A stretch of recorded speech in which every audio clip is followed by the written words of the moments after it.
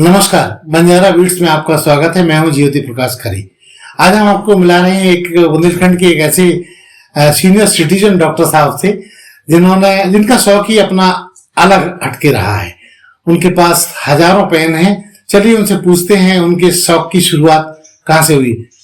चलिए मिलते हैं डॉक्टर आनंद सिंघई जी से। नमस्कार डॉक्टर साहब। नमस्कार डॉक्टर साहब, जैसा कि हमने उल्लेख किया कि आपका पेन से बड़ा जुड़ाव रहा है जी, तो हम चाहेंगे पहले आप हमें ये बताएं कि आप कहाँ के रहने वाले हैं। मैं सागर जिले के देवरी कस्बे से तहसील से रहने वाला हूँ और भोपाल मेडिकल कॉलेज से मैंने MBBS किया है। मेरे फादर स्वतंत्रता संग्राम सेनानी थे 1942 में और हम लोग 3 भाई 2 बहन। बड़े भाई साहब हमारे CMO इंदौर से रिटायर हुए थे, अभी उनका 3 वर्ष पहले देहांत हुआ। मेरा छोटा भाई भी डॉक्टर है। हम कहाँ पे? देवरी में ही? देवरी में वो डॉक्टर अच्छा, है, अच्छा। प्राइवेट प्रैक्टिस करते हैं जी। 2 बहनें हैं और बड़े वाले बहनोई साहब बोकारो स्टील सिटी में डिप्टी जनरल मैनेजर से रिटायर हुए, जबलपुर में स्थित है जी। और छोटे वाले भी इंजीनियर, उनकी पुट्ठा मिल थी गोटे गाँव में। आपके बच्चे कितने हैं? मेरी 2 बेटियां हैं। बड़ी वाली डॉक्टर अनुभा सिंघई जो भोपाल में हैं, उनका भोपाल में फिजियोथेरेपी सेंटर्स है, क्लिनिक चेन है उनका पूरा, और फिजियो टाइम्स की वो आपके एडिटर हैं जी। और छोटी बेटी आपके IT इंजीनियर हैं, IBM बेंगलुरु में थी, अभी 2 साल से नई जॉब कर रही। दमान जी भी IBM में ही है जी। IT सेक्टर से। तो साहब, हमारी झांसी में कब आया आप? मैं झांसी में दिसंबर 82 में आया। और आपका ये पेन का संकलन का शौक कैसे शुरू हुआ, इसकी जानकारी हमारे दर्शकों को दीजिए। पेन का शौक मुझे मेडिकल कॉलेज से शुरू हुआ। वहाँ देखते थे तो अच्छे लगते थे पेन, हमारे प्रोफेसर्स वगैरह लिए लगाते थे कोर्ट में, तो लगता था बहुत बढ़िया, एक अट्रैक्शन जो होता है और लिखने का ये अंदाज उनका होता था। तो उस तरह धीरे धीरे वहां लगा, तो कभी महीने में 1 आध पेन ले लिया, ये कर लिया। मतलब वहां उस समय वो इंक पेन ही चलते थे, फाउंटेन पेन चलते थे। फिर धीरे धीरे बॉल पेन भी आए जी। फिर वहां से निकलने के बाद मैं 5 साल पहाड़ पे रहा, टेहरी गढ़वाल में। वहां से दिसंबर 82 में मैं झांसी में आया, मेडिकल कॉलेज इमरजेंसी का इंचार्ज हो गए। वहां के पश्चात आपके जुलाई 85 में ESI ज्वाइन किया मैंने, जो एलआई टैकेज के पीछे ESI हॉस्पिटल है जी जी। जो मई 2011 में मैं सेवानिवृत्त हुआ यहाँ से जी। इसके बीच में मैं 3 साल आगरा रहा, मनाई हॉस्पिटल ESI के, 2 साल फिरोजाबाद हॉस्पिटल देखे। तो सब जैसे कि आपकी पेन की यात्रा है जो सबसे ज्यादा महत्वपूर्ण है, जो हमें भी बंजारा बीट को भी खींच के लिए आई, इसके बारे में आप बताइए कि अब तक आपके पास कलेक्शन में लगभग कितने पेन होंगे? लगभग 3000 से ज्यादा होंगे। काउंटिंग तो नहीं की, परंतु 3000 से ज्यादा पेन होंगे। तो इस तरह पेन का कलेक्शन आप कैसे करते थे और कहाँ से आपने आयात किए पेन को? पेन हमारे आपके डिस्पेंसरी के पास में, एलआई टैकेज के पास में मिक्की सचदेवा की दुकान है पेन वगैरह की, तो मेन सोर्स वहीं से था। और वो हमारे लिए जहां भी अच्छा दिखता था तो वो अलग से ही ले आता था कि डॉक्टर साहब के लिए पेन। इस तरह से, क्योंकि उस डिस्पेंसरी में मैं 85 से लेके 2011 तक रहा, तो धीरे धीरे वहां से कलेक्शन होते रहे। तो उन पेन का इस्तेमाल आप एक दिन करते थे? नहीं करते थे, 2-4 दिन किया, फिर जब तक नया आ गया तो अच्छा, जब ऊब गए? नहीं, ऊब नहीं है, फिर नया आ गया तो उसको रख दिया। अच्छा। इस तरह से वो पेन का कलेक्शन होता रहा। एक और हमारे साथ में डॉक्टर अलका प्रकाश थी, शिव नर्सिंग होम वाली जी जी, तो उनके पास भी उन्होंने बहुत सहयोग दिया इस कलेक्शन में। उनके पास जितने भी मेडिकल रेफरीज वगैरह के आते थे गिफ्ट्स, तो उनकी तरफ से उन्होंने बहुत सारे वो पेन हमें ही दिए कि नहीं, आपको कलेक्शन का शौक है तो पेन आपको। जहां तक मुझे जानकारी है कि आपके रिश्तेदार और लोग भी आपको मिठाई का डिब्बा दें या ना दें, पेन देते थे। हमारे साले साहब जबलपुर में थे, तो जब भी कभी ससुराल जाते थे तो वहां भी वो निकाल के ही रखते थे कि आए जीजा जी, तो उनको पेन का आपको जो पसंद आए तो आप ले जाइए।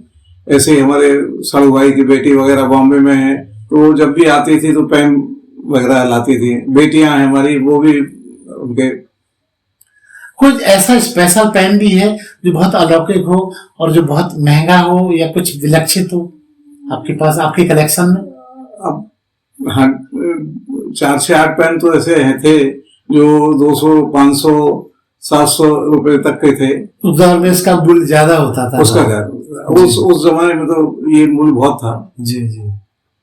तो अभी आपके जो पेन की संख्या है 3000 से ऊपर है, तो आपको क्या लगता है कि ये शौक जो है ये स्पेशल है बुंदेलखंड वालों के लिए? सुन के कुछ अटपटा लगेगा, क्या कहना चाहेंगे? स्पेशल तो है, क्योंकि पेन का शौक रहता है, कई लोगों को होता है, परंतु इतनी संख्या में रखना बहुत मुश्किल काम है। उनका रखरखाव कैसे करते हैं, किस तरह से उसको आपने सहेज के रखा है? उनको मैंने अलमारी में अपने खंड बना रखे थे और उसको बाकायदा सब रख के रिफिल भी पहले बदलते रहते थे, खत्म खराब वो हो गई, बंद हो गई, उसका मेंटेनेंस करते थे। मदान साहब हमारे वो थे, प्रमोद मदान जी, जिनकी दुकान राष्ट्रीय कन्या के सामने जी। तो वो रिफिल की व्यवस्था करते थे। रिफिल जब नहीं मिलती थी तो वो व्यवस्था करते थे कि कहाँ से इसकी रिफिल मिलेगी, क्या या नहीं है तो कैसे उसको बना दें। उन्होंने बहुत सहयोग दिया इस चीज के लिए। कभी ऐसा हुआ कि आपको किसी का दूसरा सामने वाले का पेन अच्छा लगा हो, आपको लगा हो कि उसका मांग लें? हाँ, 1-2 बार तो पेट्रोल पंप पे पेट्रोल भराने गए और सामने वो दूसरा पेट्रोल भरा रहा था, तो मैंने देखा कि उसका पेन बहुत अच्छा। मैं भाई साहब कहाँ से लिए? कह रहे बाहर से लाए। मैं भैया ये पसंद हो तो हमारा ये ले लीजिए, हम ये यहीं से लिया है, तो हाँ ये हम दूसरा ले लेंगे आप। उन्होंने दे दिया। कोई और भी ऐसी कोई अलौकिक घटना आपके जीवन में पेन से संबंधित हो तो आप हमारे दर्शकों के साथ शेयर कर सकते हैं? पेन के संबंध में तो यही है कि बहुत अच्छे लगते थे, उनको देख के बहुत मन में बहुत खुशी होती थी कि आज इतने बढ़िया पेन कलेक्शंस होते थे, और उनको देख के लगता था कि कितनी इनकी खूब। तो आप आके फिर घर में बच्चों को, अपनी पत्नी को बताते थे? हाँ, बिल्कुल। तो कैसी शेयर, उनका क्या रिएक्शन होता था आपके इस शौक को लेकर? नहीं, उनका कहना सही था कि ये इतने पेन के आप क्या करेंगे आप, ना इतना लिखने में, परंतु मुझे शौक था तो इसलिए फिर वो सहयोग करती थी। कभी ऐसा हुआ कि उन्होंने सब्जी के लिए आपसे कहा हो आप पेन भर के चले आ रहे? नहीं। डॉक्टर साहब, और इसके अलावा आपके क्या शौक है? मुझे आपके गाना सुनने का शौक है, डांस देखने का शौक है, सीरियल देखने का शौक है, राजनीति में भी न्यूज वगैरह पढ़ने का शुरू से शौक था जी। उस जमाने से जब मेडिकल कॉलेज में थे तो नई दुनिया पेपर आता था, जंगों से ब्लिट्स आते थे, तो वहीं से, क्योंकि पिताजी हमारे स्वतंत्रता सेनानी से थे, नगर पालिका अध्यक्ष भी रहे वो देवरी में जी। डॉक्टर साहब, एक बात और बड़ी महत्वपूर्ण, आपके इस पेन के संकलन में आपकी जीवन संगिनी का कितना योगदान रहा और कैसे रहा? कभी उन्होंने गुस्सा भी किया? नहीं, गुस्सा नहीं किया। मैं सहयोग रहा उनका संभालने में, रखने में कि इस दर से उठा के उधर रख दीजिए, सजाने में लोगों को बताती होंगी वो अपने रिश्तेदारों को, हमारे साहब जो है पेन के शौकीन? नहीं, सबको मालूम है उनको कि डॉक्टर साहब को पेन का बहुत शौक है। आपके बच्चों का क्या प्रतिक्रिया होती थी? उनको भी अच्छा लगता था, और उनको भी मैंने बहुत दिए पेन, बच्चों को भी, कि जब भी वो आते थे तो उनको पेन ले जाओ। कुछ ऐसा भी पेन, कुछ अलौकिक, कोई टेक्नोलॉजी वाला, कुछ अलग हटके कोई पेन आपके जीवन में पाया आपने? एक पेन था, वो इस समय मिस हो रहा है, उसमें इंक वाला पेन था वो जी। उसकी निब बहुत बेहतरीन थी जी। जर्मन बना हुआ पेन था, और कैलकाटा से हमारे फादर के था वो पेन। अच्छा। वो रखा था, फिर पता नहीं कहाँ मिस हो गया वो, बहुत सुंदर पेन था। तो कुछ और भी ऐसे आपके पास अलौकिक पेन रहे जो विदेशों से आपने मंगाए हो, किसी से कहा हो? नहीं, विदेश से तो मंगाए नहीं, यहीं से जो स्टैंडर्ड कंपनीज के पेन थे वो मैंने यहीं परचेज किए।